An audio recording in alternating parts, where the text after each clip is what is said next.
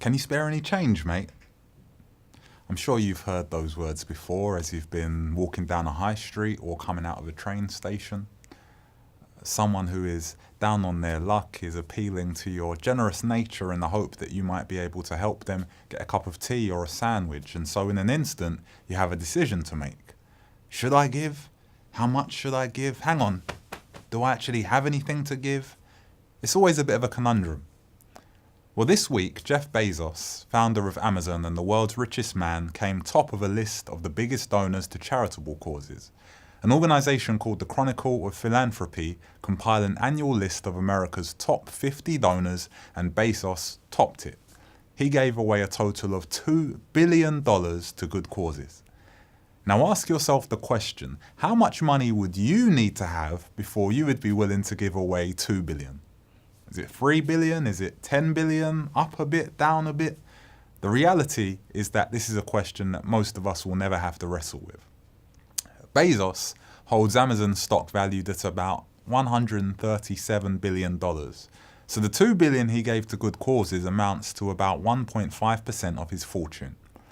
Now, it's not for me to judge whether this is too big or too small an amount. But what would you think if I told you that even though this $2 billion was the most given away this year, it might not actually have been the most given away this year? Does that sound a bit cryptic? Well, good, that's exactly what I was going for. Let me break down what I mean. It's possible for the biggest amount in material terms to not necessarily be the biggest amount in immaterial terms. This is based on kingdom of heaven principles. You see, in the New Testament, we read about a time where wealthy people were rocking up to the temple to put their offerings into the treasury. And then in the middle of all these wealthy folks, a widow turns up. Now, the word widow is loaded with meaning. It doesn't just refer to someone who has lost her husband. It also draws on the idea of vulnerability. A widow would have had nobody to provide for her, nobody to help put food on the table and keep a roof over her head. Widow became a bit of a shorthand for the poorest and most underprivileged person. And so there is this scene where in the midst of wealthy people donating their hefty offerings, maybe the Jeff Bezoses and Bill Gates of the time, this widow comes and donates just 2 copper coins.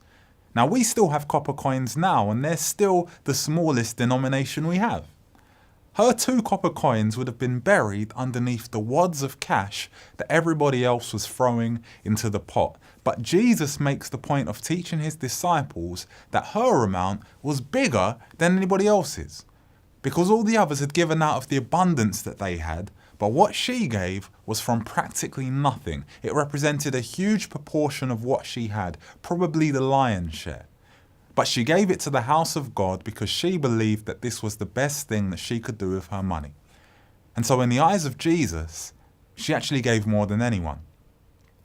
It's great that in 2018, Jeff Bezos gave $2 billion to help good causes, regardless of the fact that it probably didn't hurt him too much.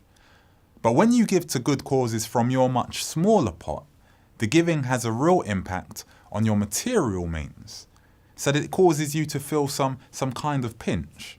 And in the eyes of God, it's like you have given more than $2 billion.